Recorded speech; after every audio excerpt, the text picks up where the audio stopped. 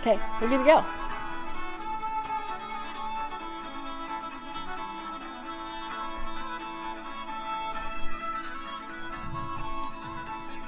Hello, everyone. Thanks for joining us this evening. We're going to wait a few seconds to let folks trickle in and join us.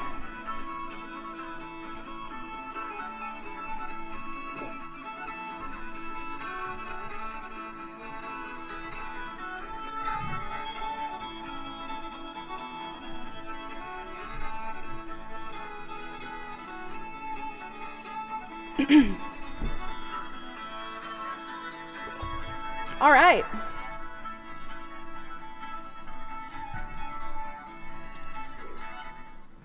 Well, good evening, everyone. It's good to have everyone with us.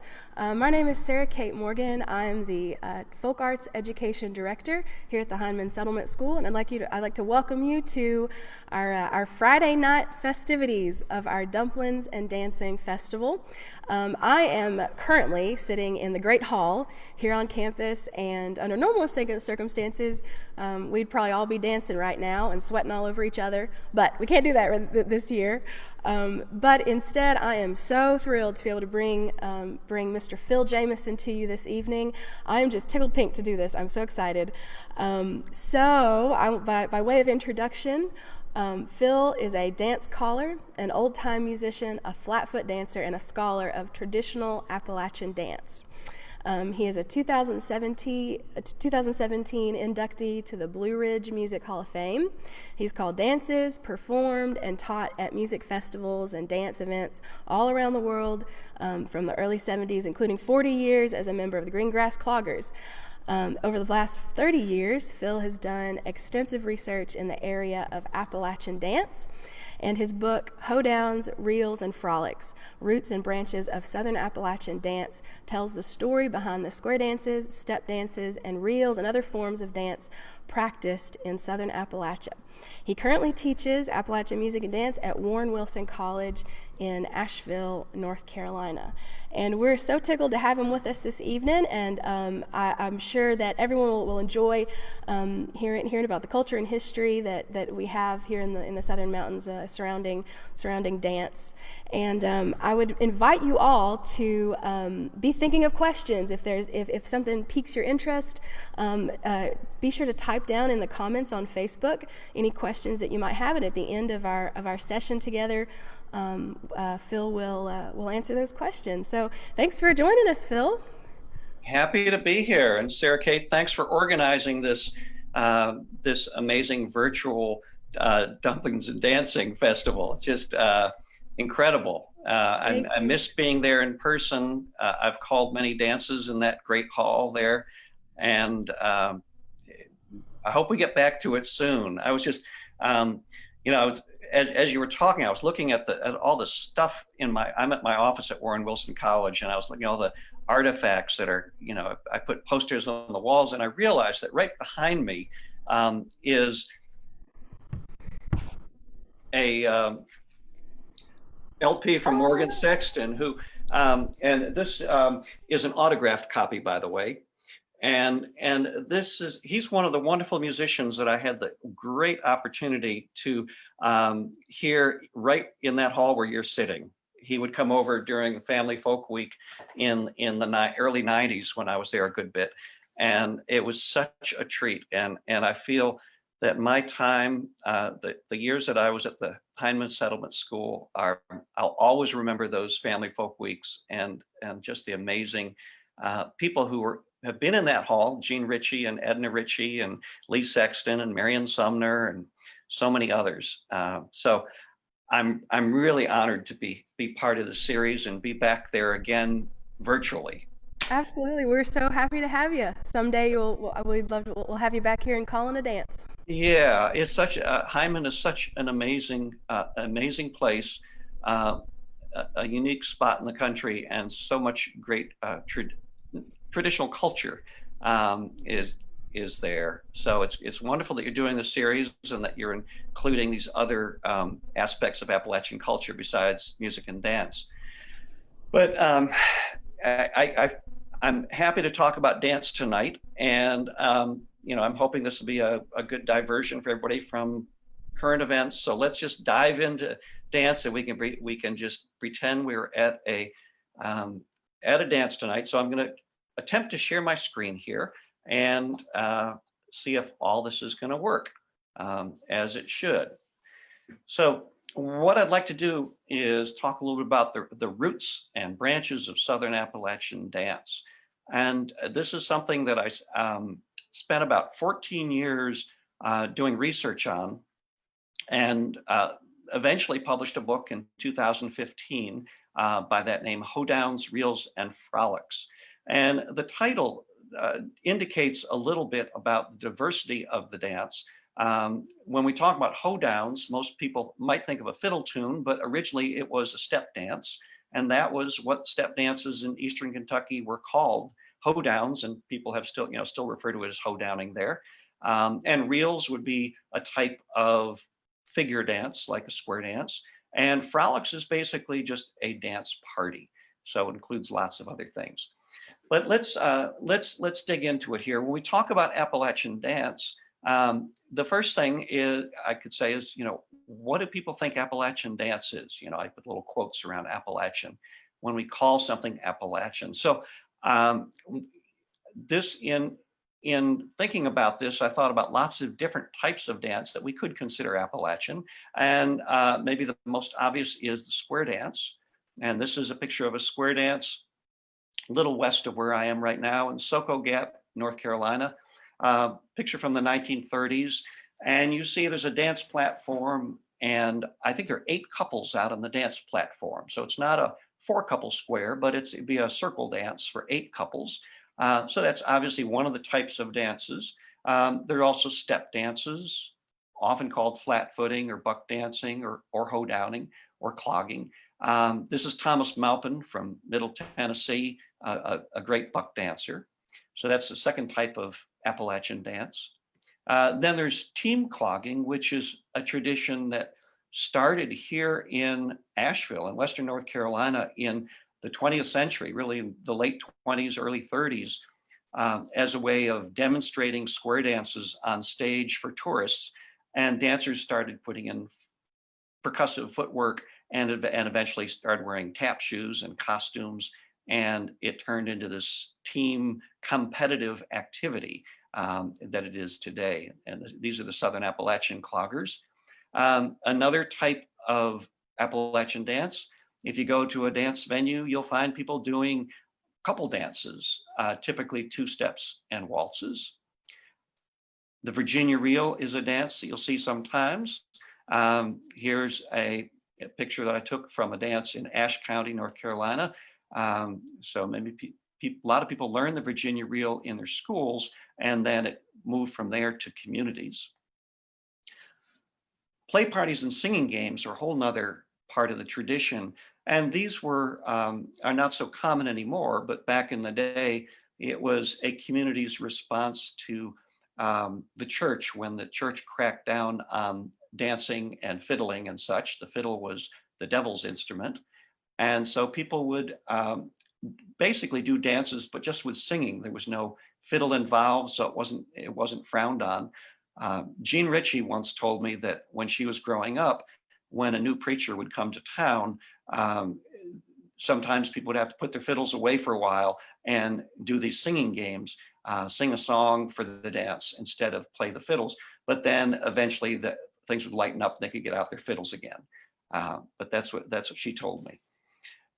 And finally, another type of Appalachian dance are cakewalks, which you can find these in other parts of the country too. And it's basically a way to raffle off a cake with dancers going around in a circle till the music stops, kind of like musical chairs, and somebody takes the cake. And these have a very convoluted history that goes way back to slavery times and works its way through minstrel shows and so on up to the present day. I won't be concentrating on those tonight, but there is a whole chapter in my book about it. So I'd like to basically look at the first 2 types of dances here tonight, because we only have a little bit of time. And we'll look at the square dances and we'll look at the step dances. So starting with the square dance. Here is a video from a dance in Tennessee, a big circle.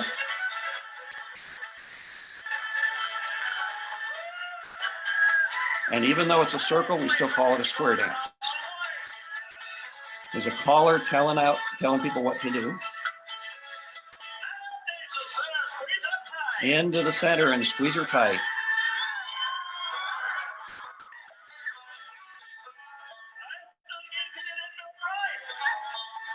And you can see they're all ages here. People are just having a good time. Swing your corner, lady. Now your partner. They get in little groups of 4. Right hands across. And left hand back.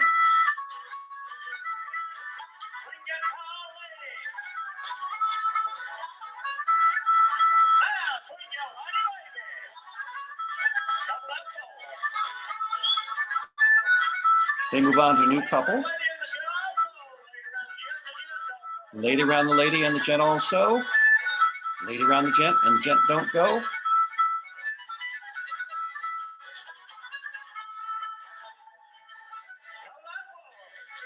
Move on to a new couple, and on it goes. So it's a big circle. It's a community of people getting together to enjoy each other's company, but it also builds community. So it reflects the community, but it adds to community, and even it creates community even just for that evening.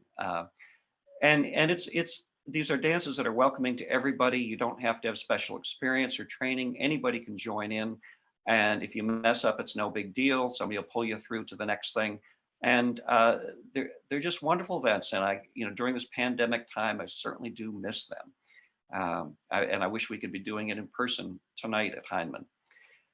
So I've been calling dances for a long time. I actually started, I think, about 1975. So I guess I've been calling dances for about 45 years now. And every time I do, I learn something new. But after many years, I really started wondering where these things came from. People would say, we like these dances, but where are they? And I didn't really have the answer. People would say, oh, the Scots-Irish settlers brought their jigs and the reels to the mountains, and now we have square dances and clogging. But that didn't really tell the whole story. It just didn't, it didn't quite seem right to me. So back, whatever it be, 2001, I decided I was going to get to the bottom of it, and I was going to write a book. And it took me 14 years to get that book out, but I did a lot of research and when I started out, almost everybody pointed to Cecil Sharp as the great authority on these dances. And as some of you may know, Cecil Sharp was an English ballad collector who came to the Southern Mountains back in 1916, and he made several trips up through 1918.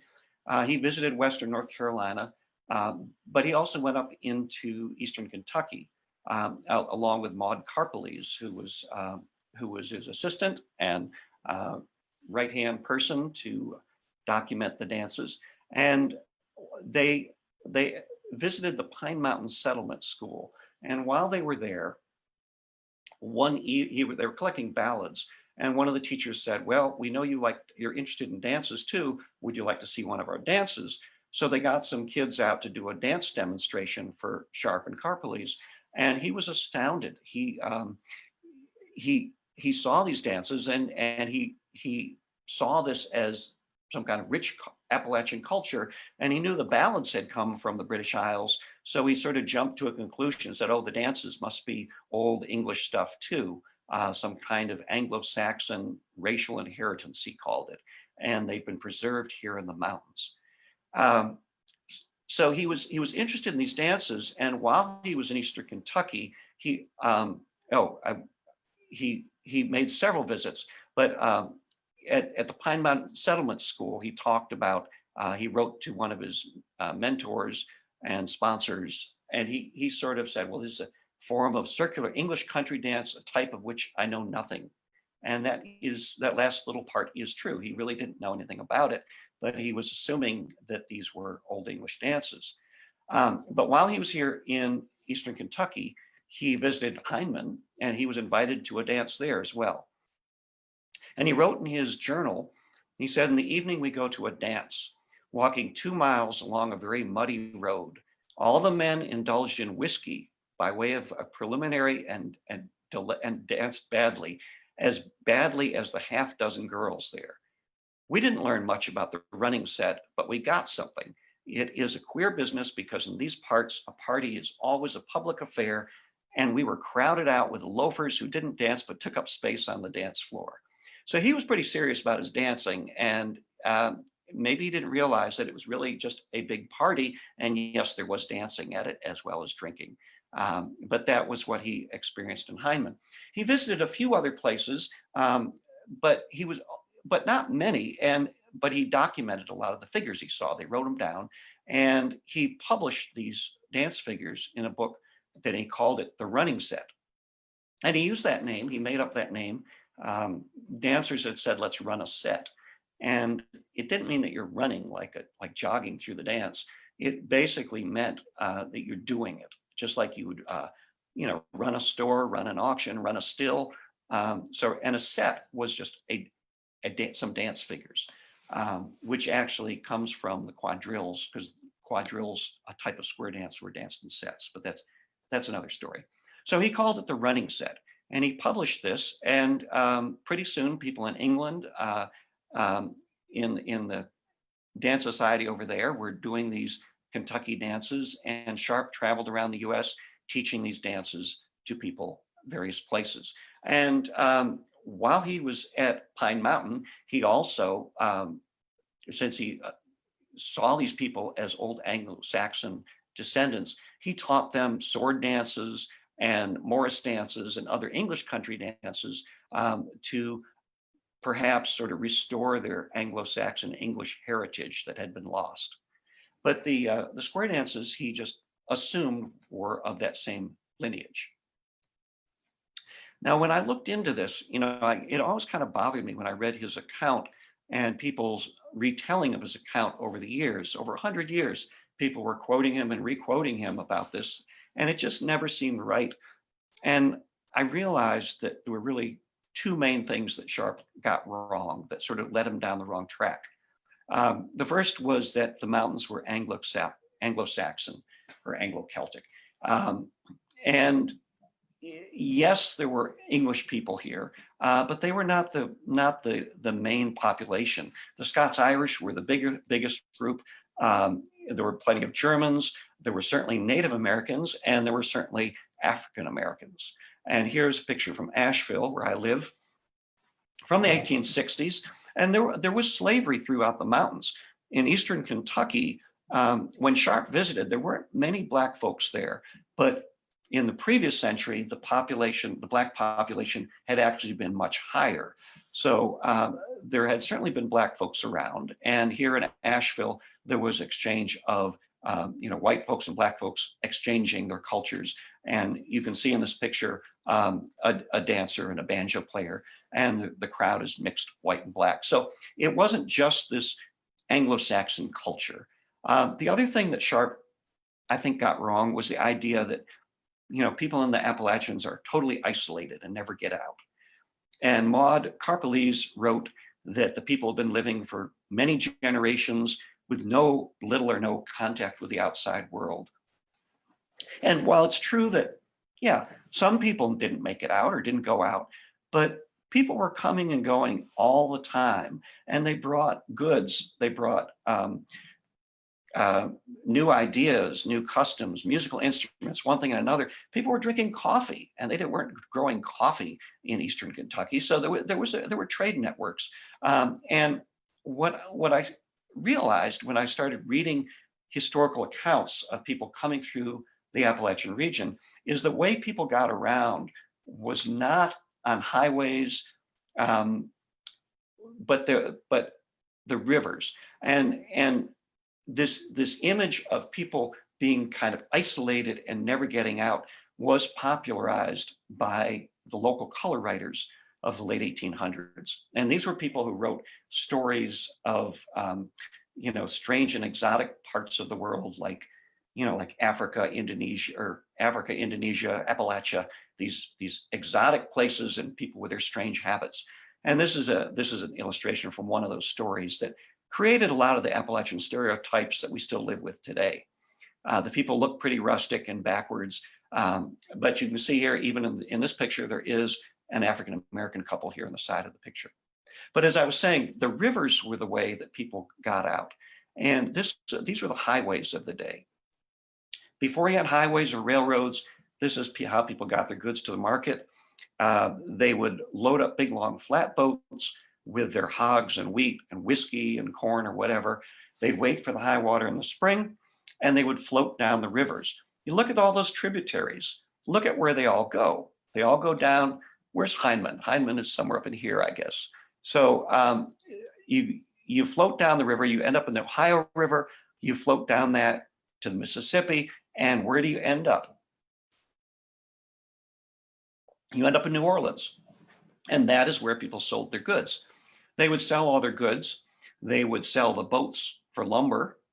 And how do they get home? They would walk home up the Natchez Trace, which was a 450-mile long trail ending in Nashville and then on back to the mountains. And when I talk about people doing this, in the accounts that I read, it wasn't dozens of people doing this every year, but it was hundreds of boats every year from all of these tributaries of people coming and going, taking their goods down, coming back up to the mountains. It's amazing. And New Orleans was the height of culture. There was music and dance. So the idea that people were totally cut off just doesn't register. Here's a picture of one of these boats. It takes a long time to float down that river. And you can see there's a fiddler on board. Many of the boats hired fiddlers to be on their crew. So the job of the fiddler was very important to keep people entertained while they're floating down the river. And there are lots of reports of people hearing the fiddles as these boats floated down the river. So it brings me back to the question, okay, where do these dances come from? I didn't believe that they're old English dances. So let's think about it. And I was sort of thinking about it, looking at the music first. I am a musician, so I'm biased perhaps for that, but you can't separate the music from the dances. The two are intertwined. And here's a picture from 1990 from the dance at Carcassonne, just up the road from Hindman. Many happy memories going to dances there, another community dance. But where did these things come from? Let's look at the music. So the first instrument that people would have had for these dances is the fiddle. And the Scots-Irish settlers brought fiddles to the mountains, but small, lightweight, easy to carry. But it was also an instrument that you could make on the frontier. You had access to wood, spruce for the top and maple for the back, and you twist up some animal intestine for the strings and drag a horse's tail across it, and there you have something to make music. This was the dance band initially, and this is what powered the dances. And here you see a picture with a couple guys doing some stepping, and this picture is very interesting because it also includes a young black kid playing rhythm on the side of the barn, suggesting this combination of a European melodic instrument and an African rhythmic instrument coming together. So the fiddle was the primo instrument. And we think about, you might think about fiddlers coming from England, Ireland, Scotland, but in fact, there were African-American fiddlers from the earliest times of importation of slaves. Very early on, as early as the 1600s, Black folks realized that if you played the fiddle, if you played for the European dances, you would not be out working in the fields. You wouldn't be hoeing the corn or picking the cotton, but you'd have a better place in life. You'd be like a house servant, and you'd play for the dances in the big house. It was a huge incentive for that. And I found hundreds of references to Black fiddlers, not just in the South, but all the way up into New England too, because you remember there was slavery in New England as well, and there were slave fiddlers in New England. There were free Black fiddlers too, but this was a way to better yourself. If you were free, you could make a living doing this. If you were unfortunate to be an enslaved person, it was a way to make your life a little bit better. What you may not realize also is that there is a fiddling tradition in West Africa going back to the 12th century, which predates the Italian violins, predates the fiddle tradition in the British Isles, but they would play one-string fiddles, and the bow, you can see, looks like a bow and arrow type bow. Here's a little video of a present day one-string fiddler from Ghana, so you can see what it might sound like.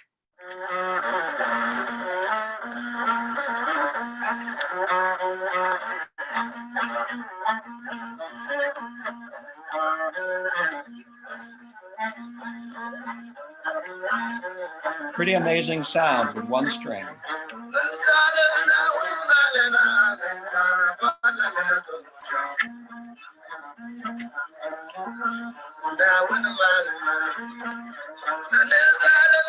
And I might note also, there's this African tradition of vocalization with the fiddling that you don't really get in the British Isles. Now, this may seem like a long way from Kentucky, but it gets there eventually. Now, people in this country made their own instruments. Here's a picture of a young kid with a homemade 3-string fiddle. And if you look at the bow he has, it looks just like that bow from Africa. So people improvised instruments, and if they showed some musical talent, they might get their hands on a European style violin and learn to play the dance music that people wanted. So there were lots of people in this situation. One of them is Solomon Northrop, who had quite an amazing saga of being captured into slavery. He was a free Black musician from Saratoga Springs, New York, played for dances there. He was tricked into playing for a gig in Washington, D.C. He was drugged, and next thing you know, he was on a slave ship headed for the Deep South. Took him 12 years to prove his freedom. And during that time, by playing the violin for dances, he had a much better situation.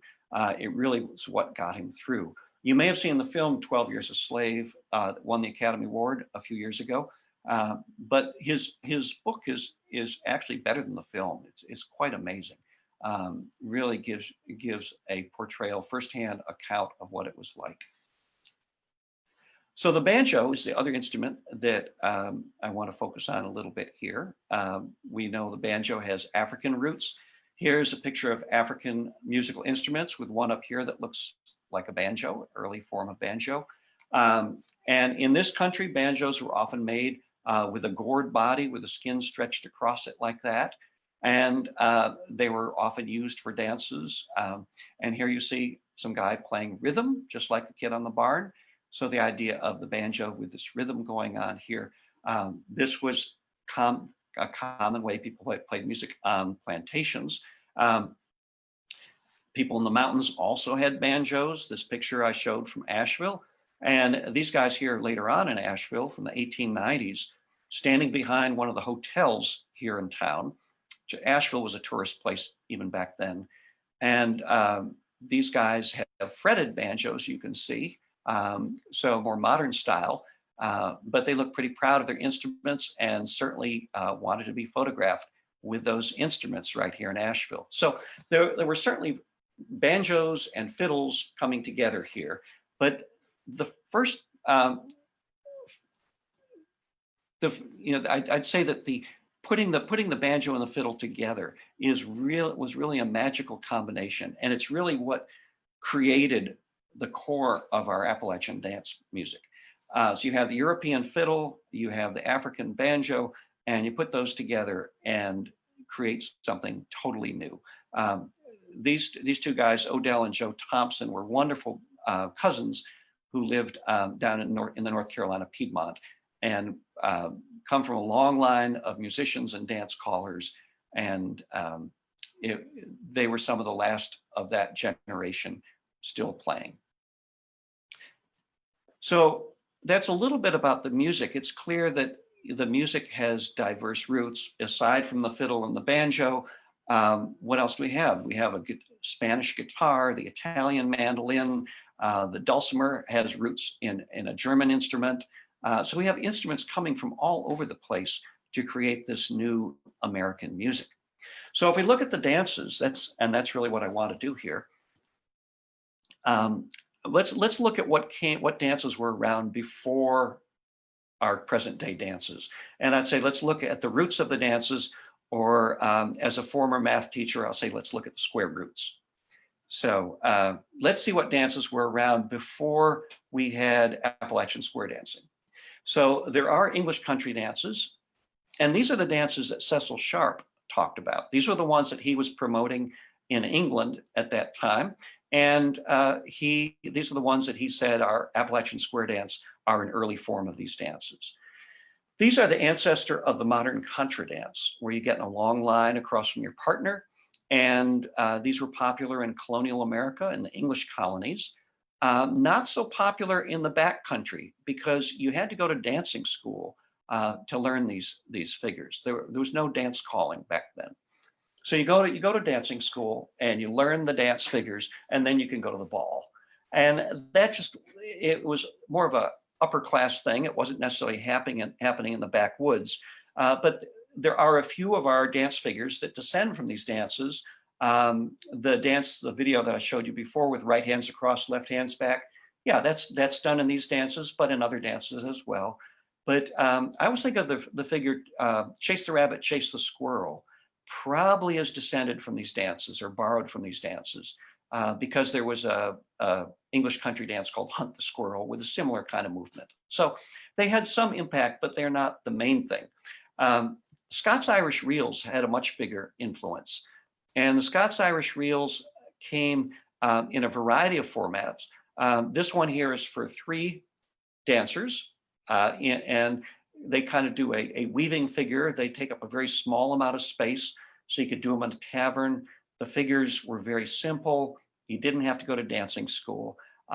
Anybody could do them. And these are the ones that when I read about accounts from the 1800s in the mountains, these are the dances everybody talks about, these reels. And the word reel kind of means you're kind of weaving. It's like if you're reeling, you've had too much to drink and you're reeling along. So these dances have a lot of weaving in and out. And there are some figures in our dances that probably come from these. I think Georgia Ragtime is a pretty clear example. And you look here and you see here's a black fiddler playing for this dance right there. Now, after the American Revolution, a new type of dance became popular in this country. As you probably know, the French helped the Americans defeat the British. So after the American Revolution, the Americans look around and say, wait a minute, why are we doing English country dances? We love the French, let's do their dances. So French cotillions and quadrilles became the popular dances. And these were square dances. These are the dances that sort of define the square format. And this opened our country up to French dancing masters to come here and teach these things. So somebody would come, and this is around this time of the French Revolution, people wanted to get out of there, come over here and say, I just came from Paris and I could teach you the latest dances, you got a job. One of these dancing masters was John James Audubon, the guy who painted the birds. If you know who I'm talking about. He floated down the Ohio River in 1803, set up a dancing school in what is now Louisville, Kentucky, and he taught dances. He also taught fiddle and flute, but dancing was his main bread and butter. This is what people did back in the day. They wanted to dance. And the bird painting thing was just his sideline, but his day job was teaching dance. Now, it's from these dances that we get the 4-couple square format. And also these dances were done in groups of dances, sets of dances. And that's where Sharp got the running set from, doing a set of dances. They also have a verse chorus format. So that's where we get figures like the grand right and left and promenade. Those things come along. And they also introduced French terminology. Here I am 200 years later, and when I call dances, I say allemande, sachet, promenade, do-si-do. Do-si-do is French for back to back, So these French words became part of our tradition too. These were the words that the French dancing masters were using to teach these dances. They also emphasized that the dancers were ladies and gents. And this was sort of pushback against the church, because the church didn't like the proliferation of dancing schools and dancing masters. And so the dancing masters said, okay, it's okay, we're teaching etiquette too. We're teaching these people to be ladies and gentlemen. It's not just about, frolics and, that kind of stuff. But we're teaching polite dances. So that is why we refer to dancers as ladies and gents. It dates back from that. There's certainly some Native American influence on our dances, but it's pretty hard to tell because the traditions became intermixed pretty early on. But in the Native American tradition, the dances were in a circular form and dancing around a fire, perhaps, as noted here. And there are certain figures where they go single file, and I can't find a single file circle in any of the English country dances or European dances or French dances. So it's possible that when people go single file in a circle, that comes from this tradition. Some people think some of the snaking serpentine figures come from the Native American tradition, but it's hard to say. But very early on, Native Americans were learning the English country dances and the quadrilles and such, and adopted them into their own cultures. More influence comes from the African American dances, which probably is not surprising given the prominence of the banjo in our music. The dances from Africa tended to be done in big ring formations, and that was what's talked about a lot in accounts from the time. Tinny Forrest, who was an enslaved person in Kentucky, talked about ring dancing being done during slavery times. And another former slave, Robert Anderson from Kentucky, he says, we dance the dances like the white folks dance them, and then we dance our own kind of dances. So he's sort of getting at this idea of, yeah, we did some of those European dances, but we did some of ours as well. And included in theirs is a reference that I came across to Bird in the Cage. And this is the earliest reference I've found from it, from a former slave from Mississippi talking about the bird in the cage. And I was really curious about that figure, and reading up on dances from Africa, it turns out there are a lot of ring dances where one dancer gets in the middle and imitates a bird. I looked in the British Isles dances, French dances, anywhere else, absolutely nothing. So I really do think that the dance figure that we know as Bird in the Cage probably has African roots. It certainly appears that way. Now here's a picture of some folks dancing, I believe on a plantation, and a very lively illustration. And I want you to look at this picture for a moment. And what I would ask you is, how do I know this? Obviously, it's not a circle dance, but how do you know it's a European style dance? And you could say, oh, they're dressed up nicely, but people dress nicely. They're not in a ring formation, they're in more of a line formation. But I think the bigger clue is if you look that they're paired up as male-female couples. And coupling was a European construct. In Africa and Native American dances, they didn't dance as couples like that. But this is the way European dances were done. So you have a partner for the dance, and you can clearly see it here. So I would say that these folks are dancing this a European style dance. Here you have the fiddler over here. And what do you suppose this guy is doing? Well, these people obviously were not sent to dancing school if they're enslaved. This guy is calling out the dance figures. And this was dance calling was a way for people who were not privileged enough to go to dancing school to be able to do these dances. Many of the dancing schools had enslaved fiddlers to play the music. And these people, they heard the dancing masters teaching the dances. All they had to do was go back to the slaves' quarters and call out the figures. And as I said before, this vocalization with African music and dance is part of the tradition. So it wouldn't have been strange to have somebody calling out during the fiddling. And this is how I believe, where I think dance calling comes from. Oops, excuse me. Okay, somehow that slide got out of order, but we'll come back to it, so don't worry. So dance calling is right in line with African tradition of call and response. The earliest reference I found of anything that kind of resembles it is from the 1760s of a guy from Scotland who was visiting Virginia, and he went to dances and he said they were chanting to the sound of the violin. Not something you do in Scotland, but what was that chanting? He was probably calling out the figures. But it is true that by the time of the American Revolution, there are instances of enslaved people on plantations dancing English country dances. And the first clear evidence of dance calling that I can find is 1819. At a dance in New Orleans, a Black musician calling out the dance figures. By the 1830s, there are references to European American callers too. Initially, the dancing masters were totally opposed to this because they knew it was going to put them out of business. But pretty soon they start writing dance manuals with advice on how to call the dances. And here's an example of one right here. Dance calling is really the glue, the secret ingredient that really made our dances what they are, because you could take parts of the quadrilles and a figure from English country dances, you could take something from Native American and African American dances, you could put it all together and call out the figures.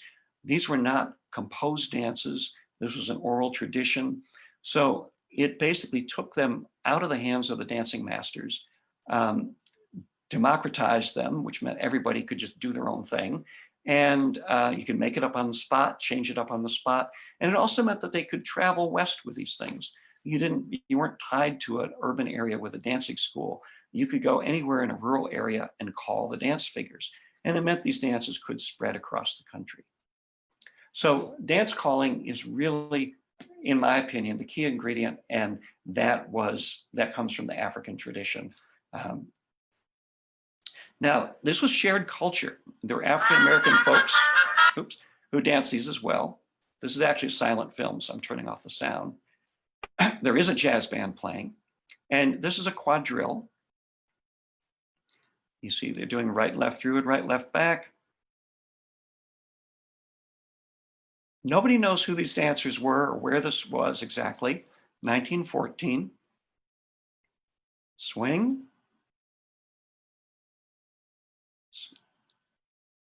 Okay, then they do some figures here where they do some setting steps and circle left, other way back, single file. And they do this little showing off footwork, and then they swing and you go on to the next person, same thing, and swing. Great dancing.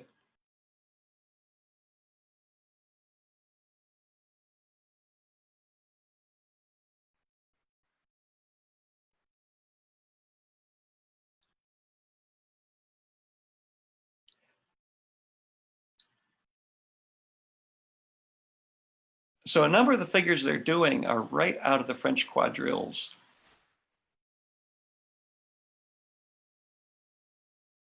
With some great footwork.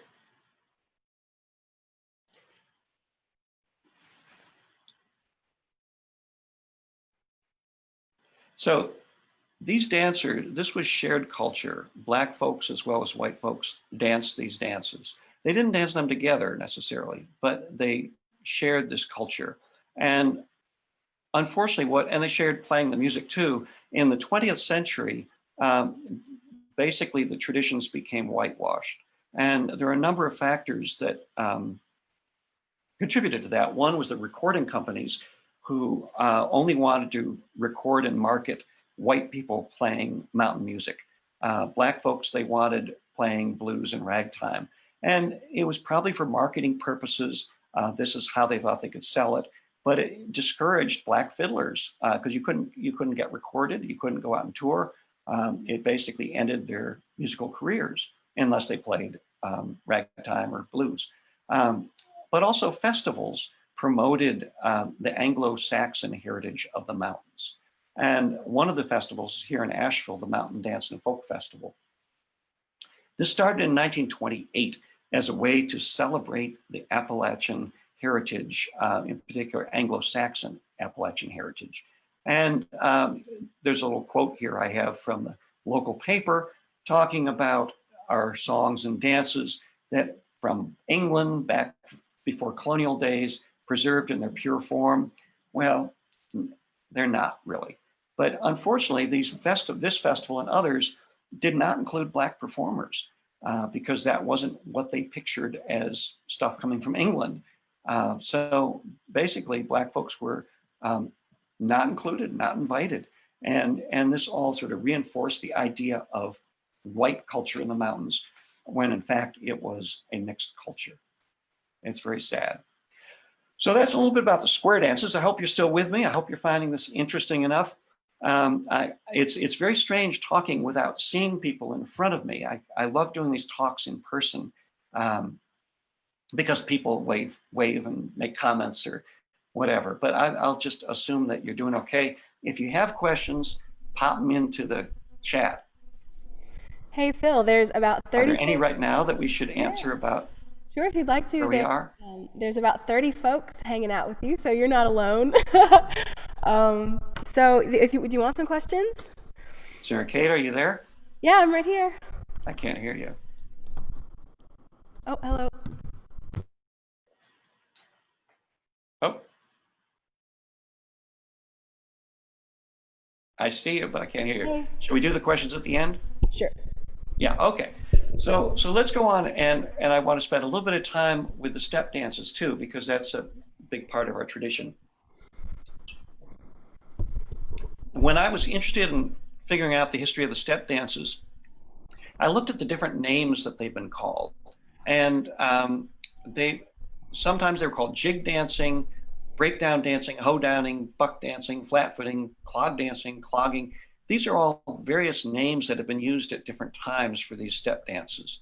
And I see the names as little clues to the origins or the history of these dances, in much the same way that a lot of the words that we use tell us the history of things. If you go on a cruise, when the pandemic's over, and if you decide to go on a cruise, they'll say the ship is going to set sail at such time. Well, hey, ships don't have sails anymore. We know that. But by saying ship's going to set sail, it lets us know once upon a time ships had sails. So I sort of use the same approach thinking about these dances and just what do these words mean and what is the history of these words. So we'll start with jig dancing. Actually, I think I'm going to go back to that video that I had a video that was just about to play that was out of order. Here it is. Let's see if we can get this one to play. Here are some dancers to illustrate some dancing. This is from Virginia.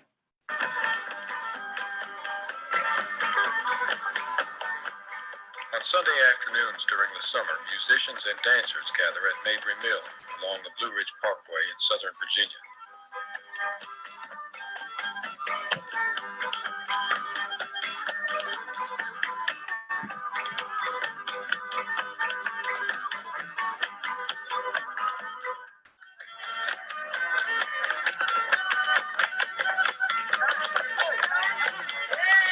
Yeah, face the camera.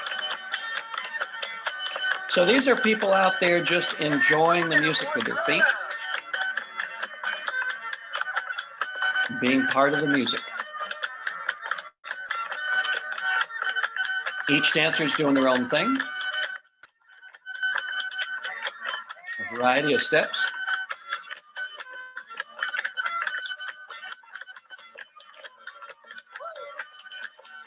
And here's another dancer.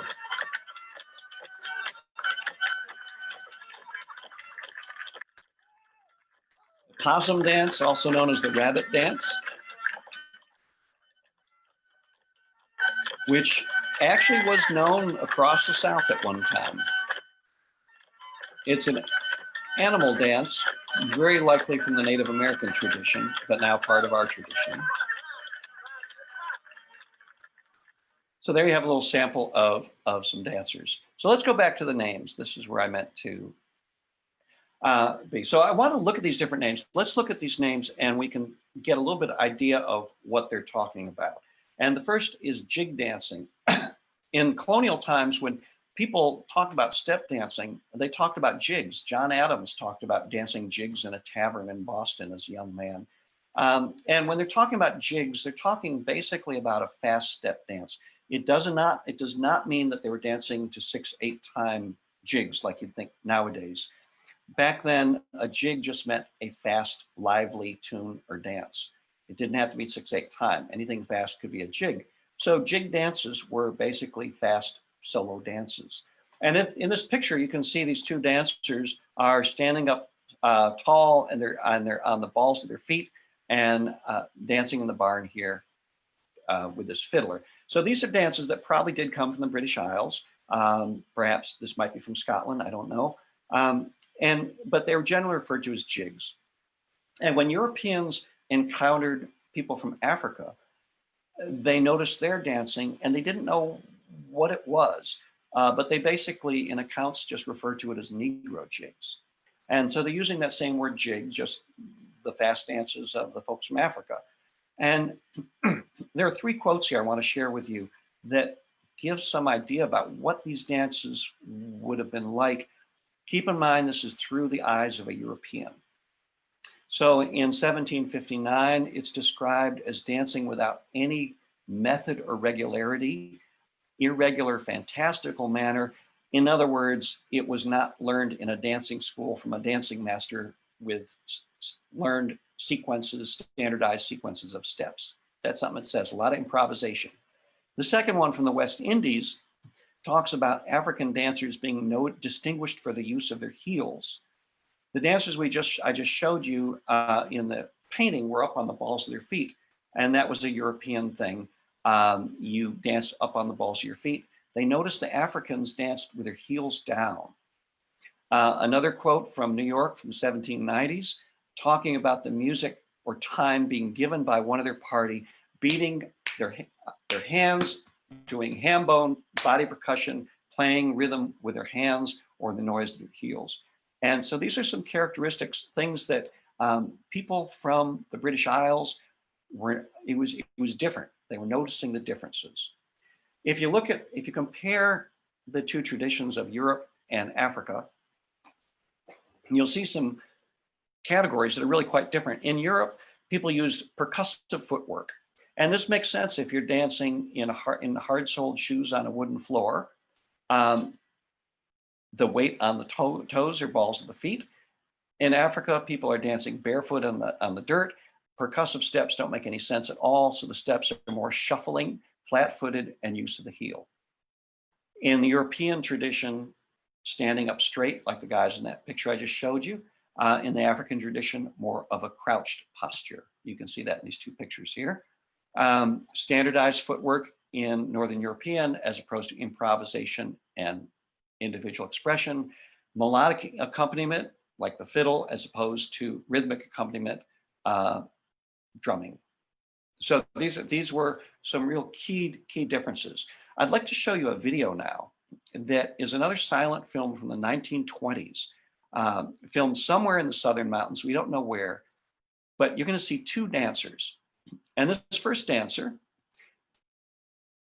I don't know who he was, but if you look at his dance style, you see he's up on the balls of his feet. His arms are by his side. He's standing up straight. He does sequences of steps that he repeats.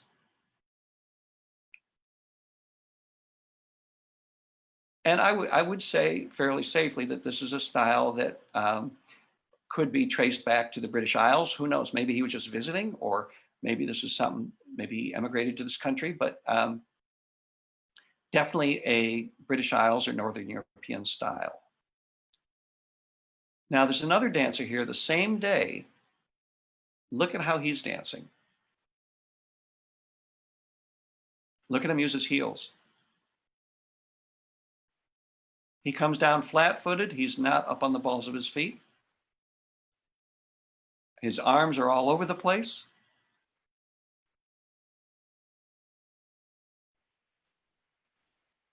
He does all kinds of different steps, a lot. I mean, I would say quite improvisational. It doesn't look like these are memorized sequences of steps, but it's definitely an individual expression. Oops. That guy always walks in front of the camera every time. So you see these two different styles, and I would say, you know, why does this guy dance so different than the other? And I would say it's probably because of these other influences on his dancing, that our dance styles are a mix of different dance styles. And there's a lot of African dance that's in the mix. So another term that was used for dances was called breakdowns. And a breakdown is the dance people would do after a corn shucking party. And they would break down the ears of corn and then afterwards have a big party and a dance. And the dances were called breakdowns. And the fiddle tunes they played were also called breakdowns. A breakdown appears in a dictionary from 1859 as a riotous dance in the style of the Negroes. So a breakdown dance and a breakdown tune, this was black dance and black music. By the time Mark Twain comes along, he's showing white dancers doing an old-fashioned breakdown in Life on the Mississippi. You see these dancers are kind of crouched over, kind of free looking. And then this guy over here with his hands, he's patting his legs. He's doing patting juba or body percussion, one of those African traits right there. So you can clearly see the African influence on these dancers. Another tune or another name for the dances comes from agriculture is hoedown. And some people say a hoedown is what you do at the end of the day when you put your hoe down. But dances were called hoedowns. And Cecil Sharp, when he visited Eastern Kentucky, he said the only other kind of dancing besides the square dance that we had seen is a type of step or clog dance locally known as the hoedown. So that's what he called it in Eastern Kentucky. And he describes it as it's kind of like a clog dance step or a heel toe shuffle. So he would have been familiar with something from England along those lines, but it was different here. And here's an illustration from the 1850s of a black dancer. This is actually a story about some people traveling down the Mississippi River in a flatboat. And in the evening, they would stop and play fiddles and play cards and dance. So those are two terms that specifically referred to black dancers. A hoedown is I don't think I said this, but originally referred to African-American dancers. And the tunes now are called hoedowns too. Another term that's commonly used is buck dancing. And this is a term that's used fairly widely and somewhat regionally, maybe more in Middle Tennessee, and I know in the North Carolina Piedmont and some other places. But buck dancing generally refers to a solo dancer. And for instance, like this guy here in Asheville dancing. But what you may not know is where the word buck dance comes from. People often think a buck as a deer, but during slavery times, males who were enslaved were referred to as bucks, and women were referred to as wenches. And the earliest reference to buck dancing that I've been able to find is talking about the dancing of male slaves on a plantation, and talk about buck dancing. And so when you say buck dancing, the word originally refers to the dancing of enslaved black men on a plantation. But it's a word it's a term that is used more widely now.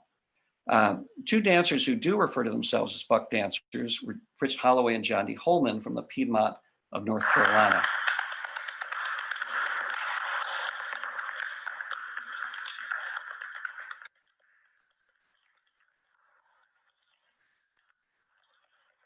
And there you see that body percussion, hand clapping.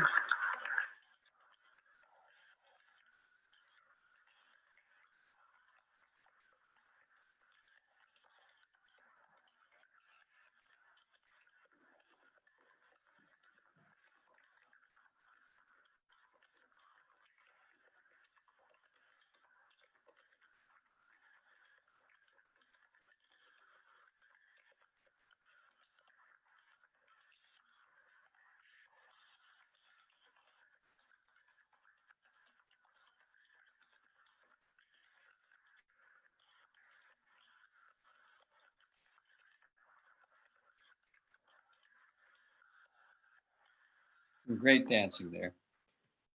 Another term that's often used is clog dancing, and clog dancing comes from stage dances that were popular in the 1800s. Dancers didn't wear clogs like from Holland, but leather shoes with wooden soles to make noise. And this came from England, but dancers traveled around the country in circuses and other venues performing these dances, and probably some of our steps come from that tradition. And the term clogging would be adopted from this tradition as well. Flat footing is what this dance is referred to around here. And here's some dancers from Cumberland Gap in the 1940s. These guys are kind of crouched over, their feet close to the floor. And over here on the side, you see this guy, he's not applauding them, but again, he's providing a hand clapping rhythm for them, another African feature. So these are some of the African features. Before I close out, I'm almost done here. I thought normally when I do a talk in person, I will demonstrate myself, do some dancing. And so I have a short little video of myself dancing at Clifftop at the Appalachian String Band Festival from a couple years ago. So here's a demonstration.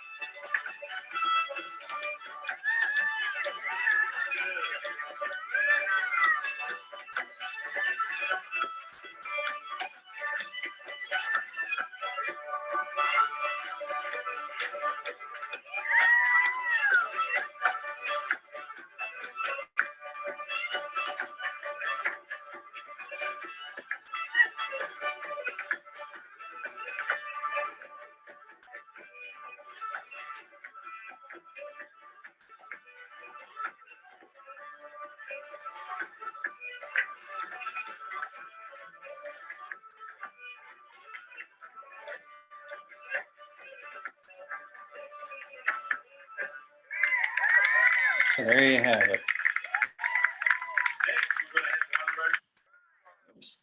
So to conclude here, after all the research that I did, I value Cecil Sharp's work for documenting the dances of Eastern Kentucky. That was wonderful. But clearly the dances are not some pure Anglo-Saxon racial inheritance, but they're American hybrids, and they developed during the 19th century, and they do reflect the racial and cultural diversity of this country. These are true American dances, and as such, it's hard to think of any type of American music and dance that does not have Black influence. And clearly that is part of these dances. And in this day and age of people talking about Black Lives Matter, Black lives certainly mattered in these traditions, as did white lives, as everybody's lives. So they're a big mix here. So I'd be happy to take some questions from you. If you'd like to know more about these things, my book is available, Hoedowns, Reels, and Frolics, University of Illinois Press, or if you want, it's available at Amazon too. I also have a website, and at the website, you'll find there are a number of videos that you might like to see. Also, there's a lot of videos of individual buck dancers, flat footers, Charleston dancers that I filmed a number of years ago around here. So it's just my name, philjameson.com, but I'd be very happy to entertain some questions. Thank you so much, Phil. Can you hear me? Yes. Good. Awesome. Thank you so much, Phil. That was absolutely fascinating. I think it's so apparent, just the deep care and attention to detail that you take in exploring this beautiful tradition. And I know it feels a bit like in this virtual world you're just kind of screaming into the void. Yeah. But we had a lovely group, about 35 people that were hanging out, and lots of good comments. And in fact, there's a question from our dear friend Carla Gover. Oh yeah. Wonderful friend and Kentuckian and dancer and educator. And she brings up a really interesting question, and she says, this is in reference to buck dancing. There are lots of discussions these days about retiring traditional songs that were associated with racism and slavery. Have you been involved with similar discussions about the term buck dance, and as well as the step, the Indian step, in terms of renaming those in a better way? The answer is yes. So buck dance is something that, I mean, it's somewhat of a regional term that certain people use. I think people are much more commonly calling it flat footing nowadays. When I have interviewed elderly dancers 20, 25 years ago, some of them referred to themselves as a buck dancer. But that was the term that was in common use. And so, yes, I've had discussions with people about retiring that term, and maybe the time has come to do that. But it's often these labels are interchangeable, and you could refer, if somebody wants to refer to themselves as a buck dancer, that's maybe how they grew up, and that's what they've always called it. I'm not going to say, you can't call yourself that, I guess, but it's not a term that I would promote at this point. In terms of the dance step called the Indian that Carla refers to, is a step that the Greengrass Cloggers, the group I danced with, named in almost 50 years ago, in 1971. And the reason that it's a step with a chug and a lifting of the leg, and the reason it was called the Indian is completely bonkers. It's because it reminded people, and these were the Greengrass Cloggers were, in their late teens, early 20s, young dance group, and they thought the rhythm of the step reminded them of the sound that you hear in old Hollywood westerns when the Indian tribe comes charging over the hill to attack the cavalry. You always hear this music that's bum bum bum bum bum bum bum bum bum bum bum, which is totally bogus Hollywood soundtrack. And anyway, so that's where the name came from. And the Greengrass Cloggers taught that, nobody has to name a step at all.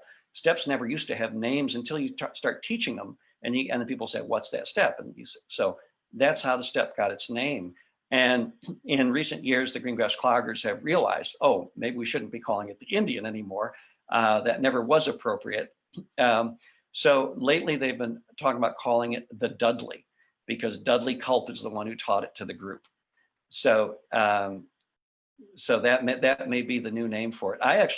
I teach a flat footing class here at Warren Wilson College, and in my dance class the other day, I wanted to teach that step, and I didn't use the word Indian. I had to, think of it. You can make up your own name, whatever, but I don't think steps have to have standardized names. Absolutely. Another question is from our friend Ian, and she says, I'd love to hear how Phil responds to critics saying that Henry Ford was a racist and equates that history with all of square dancing. I find myself launching into a diatribe. Yes. So, hey, Ian. So Henry Ford was a racist, anti-Semite, just not good in those areas. But he was promoting old time square dancing.